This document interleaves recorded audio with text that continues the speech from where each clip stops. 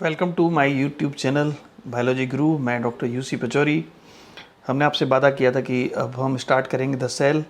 देखिए, वादे के मुताबिक हम आज प्रस्तुत हैं सेल पढ़ाने के लिए।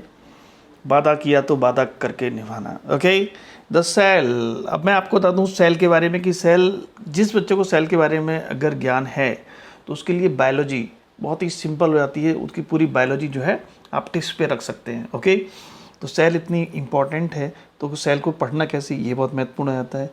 सबसे पहले ये कि सेल को हम डिफाइन कैसे करेंगे। ओके, सो सेल है क्या? It's a structural and functional unit of life और ऑर्गेनिज्म। ठीक है, अब इस लाइन को समझना पड़ेगा कि भाई स्ट्रक्चरल यूनिट क्यों कहा, फंक्शनल यूनिट क्यों कहा। यूनिट का मतलब होता है वन, सिंगल। ओके, नाउ तो हम देखें कि हमारी जो बॉडी है, ये जो ऑर्गेनिज्म है वो कैसे बनता है। तो सेल कई सारी cell, number of cell they held together and then form tissues.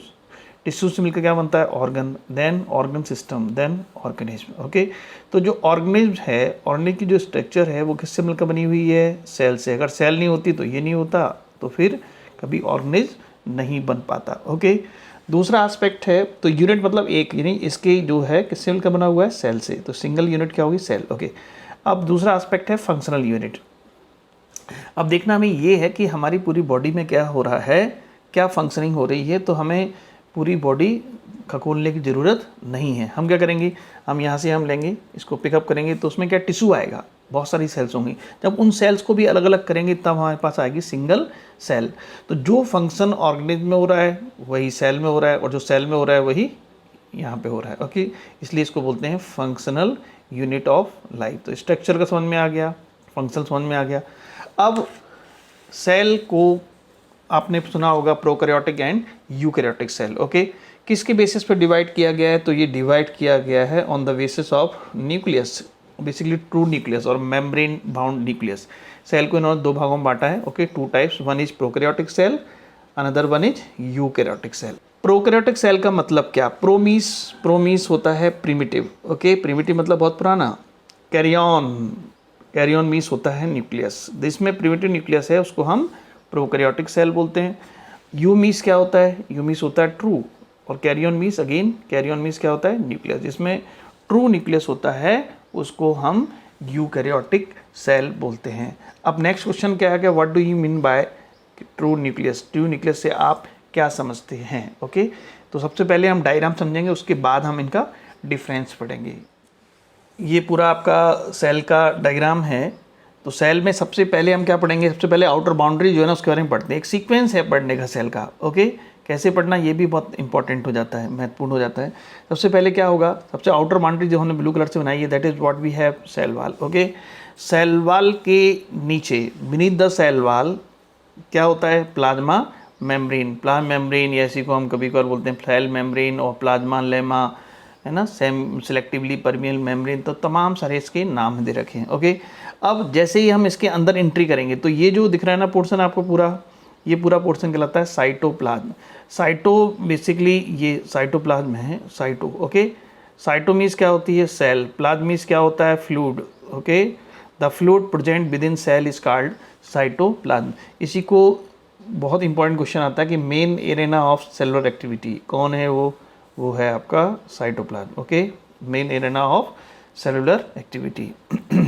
अब साइटोप्लाज्म के अंदर हम जाएंगे तो इसमें बहुत सारे सेल ऑर्गेनेल आपको दिख रहे हैं। ठीक है, तो सबसे पहले हम न्यूक्लियस के बारे में पढ़ेंगे, दैट इज न्यूक्लियस। ओके, तो इसमें क्या, न्यूक्लियस में क्या है कि न्यूक्लियस में सबसे पहले आपको दिख रही होगी ये बाउंड्री दिख रही है ना, ये है आउटर न्यूक्लियर मेम्ब्रेन। ओके, और ये क्या दिख रही है? Inner nuclear membrane. तो ये कौन सी होगी? Outer nuclear membrane. ओके, दूसरी कौन सी होगी? Inner nuclear membrane. ओके, इन दोनों के बीच में एक स्पेस दिख रहा होगा आपको, दिख रहा है ना ये space. Okay, and that is called perinuclear space.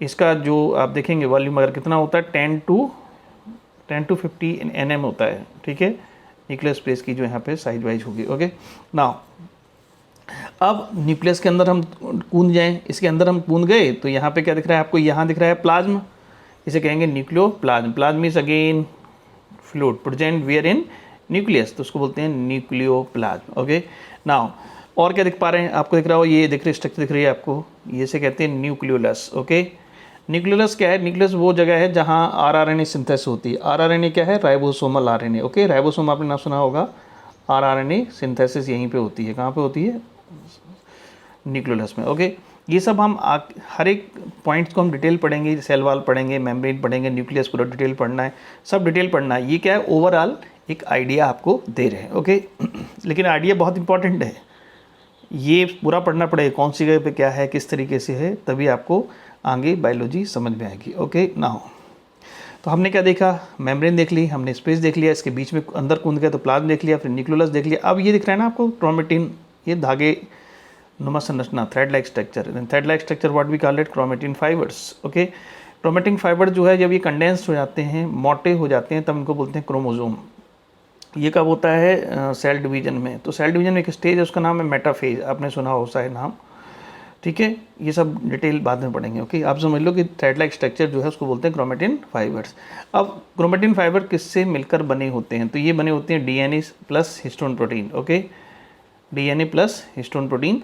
इसके अलावा कुछ अमाउंट आरएनए का भी होता है और नॉन हिस्टोन क्रोमोसोमल प्रोटीन्स भी इसमें होती हैं। ओके नाउ नेक्स्ट हम क्या देख पा रहे हैं, अब हमने सब पढ़ लिया। यहाँ पे देखिए, ये दिख रहा है न्यूक्लियर पोर।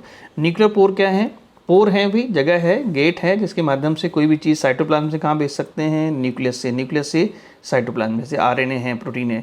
तो इनका जो मूवमेंट है दोनों ही डायरेक्शन में होता है। किस डायरेक्शन में होता है, बोथ डायरेक्शन में। Okay, both direction, nuclear and this one RNA and protein. Okay, चलिए अब हमने सेल ये, तो अगर किसी सेल में ये सब चीज़ें हैं, ओके, न्यूक्लियर पोर तक, ओके, यहाँ से लेके और ये पूरा है, अगर है तो हम उसको बोलेंगे कि वो कैसा न्यूक्लियस है, उसको हम बोलते हैं ट्रू न्यूक्लियस। ये मीनिंग है ट्रू न्यूक्लियस का। ये सब चीज़ें आपको लिखनी ही पड़ेंगी। ओके, तो डायग्राम याद रखिए, डायग्राम से याद करिए और हो जाएगा। ओके नाउ नेक्स्ट क्या है, नेक्स्ट आप देख पा रहे हैं यहाँ पे कुछ सेल ऑर्गेनेल हैं जो कि मेम्ब्रेन बाउंड हैं।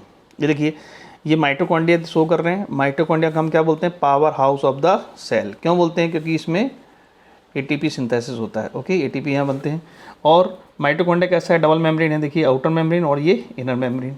ठीक है, ठीक है। और माइटोकॉन्ड्रिया में डीएनए होता है, ये देखिए ये डीएनए है, ये क्या दिख रहा है आपको, गोल गोल दिख रहा है ना, ये डीएनए है। ओके, ये हम चर्चा बाद में कर लेंगे। चलिए पहले आप इधर आ जाइए। और क्या सेल ऑर्गन दिख रहे हैं आपको, गोल्जी कॉम्प्लेक्स दिख रहा है आपको। गोल्जी कॉम्प्लेक्स में दो फेज होते हैं, सिस फेज और ट्रांसफेज। जो बड़ा वाला दिख रहा है ना आपको यहाँ पे, ये देखिए सिस, ये ट्रांसफेज है, और छोटे वाले जो हैं वो क्या हैं, सिस फेज। ये आगे जाते हैं, बढ़ते जाते हैं। तो और यहीं पे ग्लाइकोप्रोटीन और ग्लाइकोलिपिड की सिंथेसिस होती है। ओके, तो ये they are the site of, Golgi body क्या बोलते हैं, they are the site of synthesis of, क्या सिंथेसिस होती है, ग्लाइकोप्रोटीन एंड ग्लाइकोलिपिड। वो कहाँ बनते हैं, गोल्जी बॉडी में। और ये बाद में इसको सीक्रेट कर देते हैं, यानी सेल के बाहर भेज देते हैं। तो मेन फंक्शन क्या हो गया इनका, सीक्रेशन। जैसे आँखों से आंसू आते हैं, ठीक है। और जो आंसू हैं बेसिकली, अब हम चूँकि बायोलॉजी पढ़ रहे हैं तो हम कह सकते हैं they are the secretion of Golgi complex. Okay, Golgi body को हम प्लांट के केस में डिक्टियोसोम भी कहते हैं, इन केस ऑफ प्लांट्स। क्यों, क्योंकि इनकी जो स्ट्रक्चर्स हैं वो स्कैटर्ड रहती है, बिखरी हुई रहती हैं, इसलिए हम इसको डिक्टियोसोम कहते हैं। कब कहाँ कहते हैं dictyosome, in case of plant. Okay now next organ आपको दिख रहा होगा, क्लोरोप्लास्ट। क्लोरोप्लास्ट क्या हमने ग्रीन कलर से बनाया हुआ है, क्योंकि फोटोसिंथेसिस करता है, पिगमेंट्स होते हैं। तो क्लोरोप्लास्ट को क्या बोलते हैं, किचन ऑफ द सेल, क्योंकि खाना बनता है, वही क्या होता है यहाँ पे, फोटोसिंथेसिस होगा। फोटोसिंथेसिस होगा तो खाना बनाएंगे, इसलिए इसको किचन ऑफ द सेल कहते हैं। ओके, नेक्स्ट क्या है, नेक्स्ट क्या है कि इसमें ये स्ट्रक्चर आपको दिख रही है आपको यहाँ पे, इनको बोलते हैं ईआर, एंडोप्लाज्मिक रेटिकुलम। क्या बोलते हैं इनको, हम इनको बोलते हैं हम एंडोप्लाज्मिक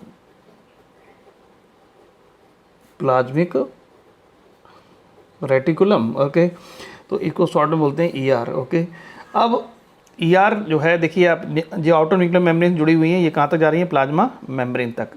अब यहाँ पे क्या है कि ईआर दो तरह की होती है, एक होती है आरईआर और एक होती है एसईआर। ओके, आरईआर क्यों बोल रहे हैं, क्योंकि इनकी सरफेस पर यहाँ राइबोसोम लगे हैं। ये जो राइबोसोम दिखा रहे हैं, क्या दिखा रहे हैं, ये राइबोसोम। ओके, तो जब हम किसी जगह पे हम कुछ चीज़ राइबोसोम लगा देंगे, तो जब हम उसको छू के देखेंगे तो कैसा लगेगा, खुरदरी दिखेगी, रफ दिखेगी, इसलिए इनको बोलते हैं रफ एंडोप्लाज्मिक रेटिकुलम। ओके,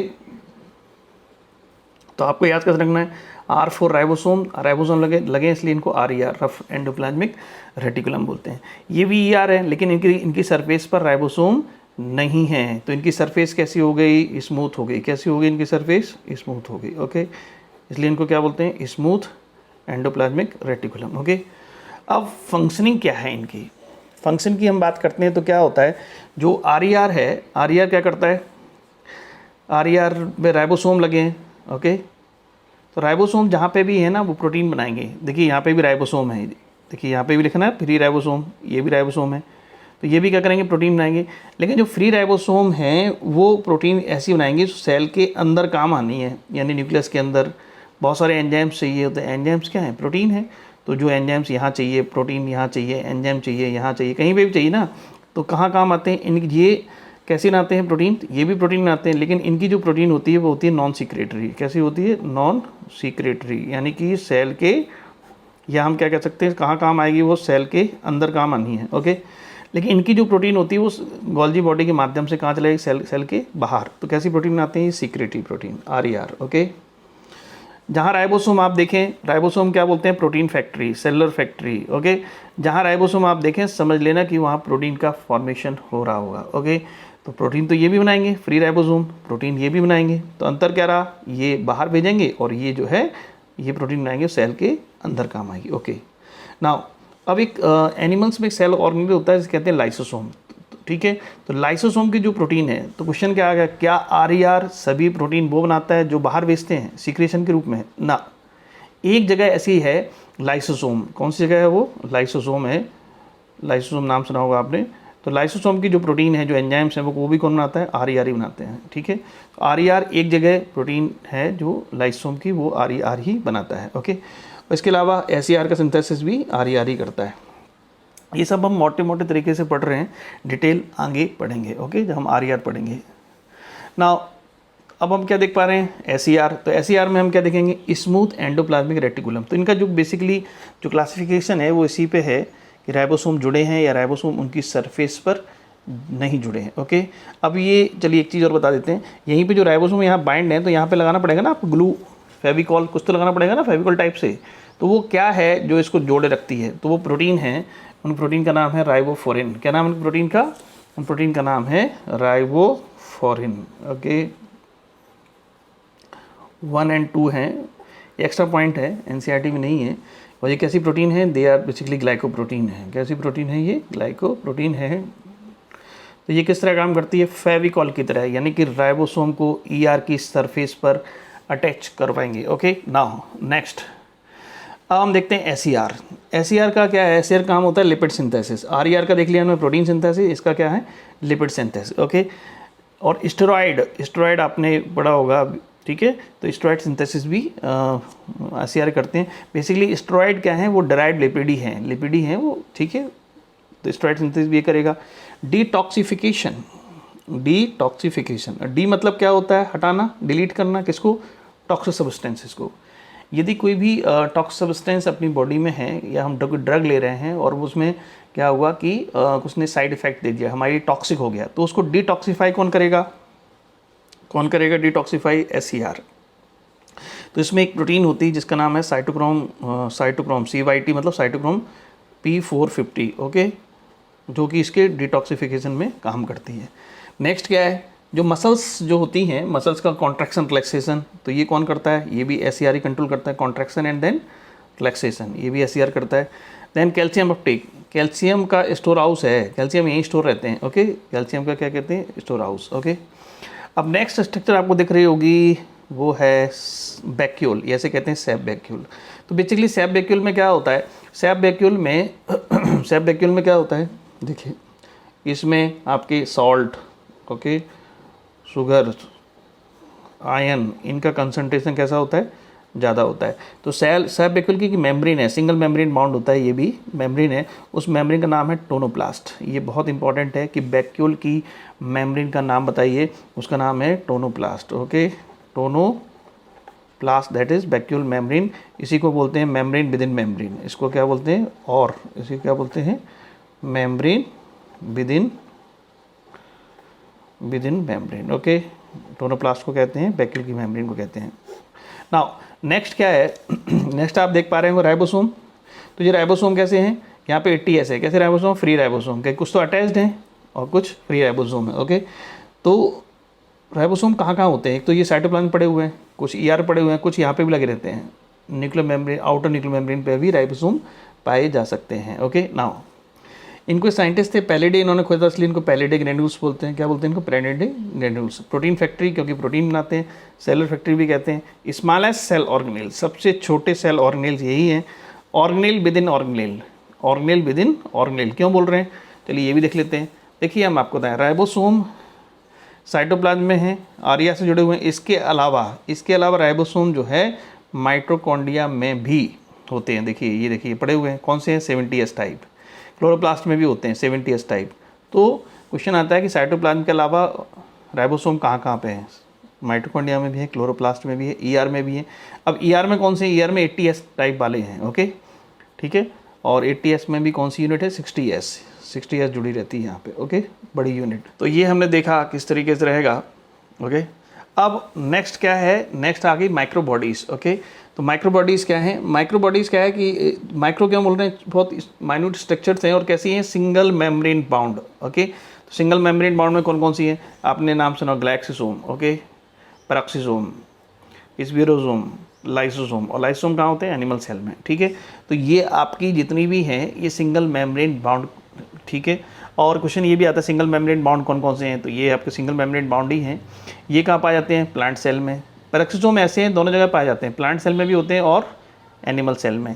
स्पिरोसोम को बोलते हैं प्लांट का लाइसोसोम बोलते हैं। ओके, और लाइसोसोम कहाँ होते हैं, एनिमल सेल में। तो ये सब माइक्रो बॉडीज़ हैं जो कि कैसी हैं, सिंगल मेम्ब्रेन बाउंड। ओके, तो हमने ओवरऑल ये देख लिया है।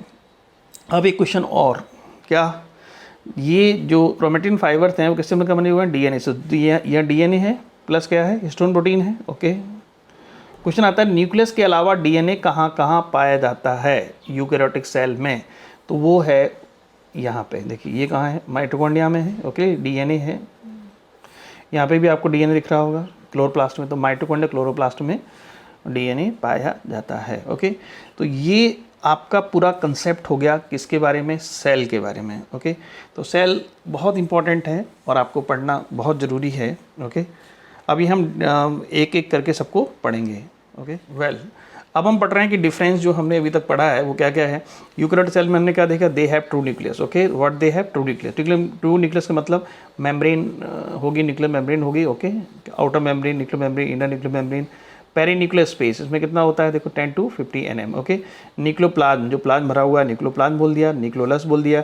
और न्यूक्लियोलस क्या बताया था हमने आपको, site of RNA synthesis, RNA ही बनते हैं न्यूक्लियोलस में। ओके, क्रोमेटिन फाइबर्स जो बाद में क्रोमोसोम बन जाते हैं, सबसे अच्छे क्रोमोसोम कहाँ दिखाई देंगे आपको, मेटाफेज स्टेज में। ओके, सेल डिवीजन की मेटाफेज स्टेज।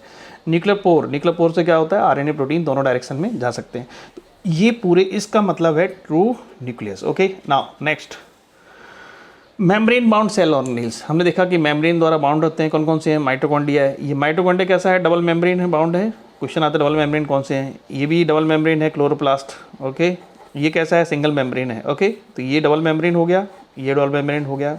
ये सिंगल मेम्ब्रेन बाउंड है, गोल्जी बॉडी। देन ER में दो हैं, RER, SER, ये भी सिंगल मेम्ब्रेन बाउंड है। तो डबल मेम्ब्रेन दो ही हैं, एक तो क्लोरोप्लास्ट और माइटोकॉन्ड्रिया। न्यूक्लियस भी है डबल मेम्ब्रेन, बस। अब बैक्यूल की जो मेम्ब्रेन होती है उसको क्या बोलते हैं अपन, बैक्यूल की मेम्ब्रेन को हम बोलते हैं टोनोप्लास्ट। ये भी सिंगल मेम्ब्रेन बाउंड है। ओके, माइक्रोबॉडीज़ ये भी कैसे हैं, single membrane bound cell organelle.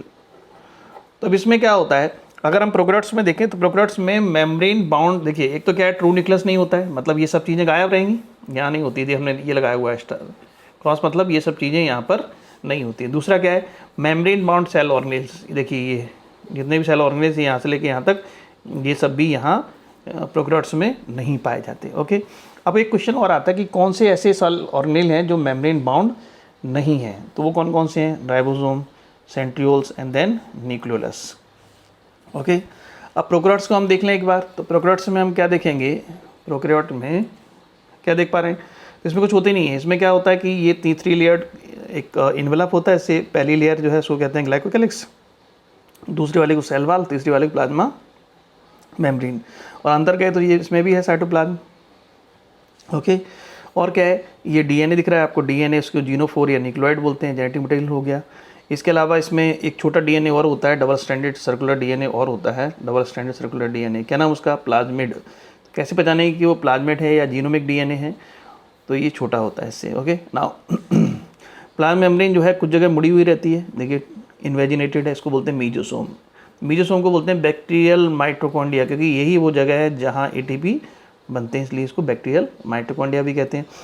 वहाँ हमने देखा था माइक्रोबॉडीज़ थे, क्या थे वहाँ पे, माइक्रोबॉडीज़। ओके माइक्रोबॉडीज़, लेकिन यहाँ पे क्या है, इंक्लूजन बॉडी। ये ध्यान रखना जाए, बड़ा कन्फ्यूजन होता है। ओके नाउ इसके अलावा इसमें क्रोमेटोफोर्स हैं। क्रोमेटोफोर्स क्या होते हैं, सभी बैक्टीरिया में नहीं होते हैं, साइनो बैक्टीरिया में होते हैं, साइनो बैक्टीरिया में, पर्पल बैक्टीरिया, ग्रीन बैक्टीरिया, क्योंकि इनके अंदर पिगमेंट्स होते हैं। Okay bacteria chlorophyll and all यहाँ पे।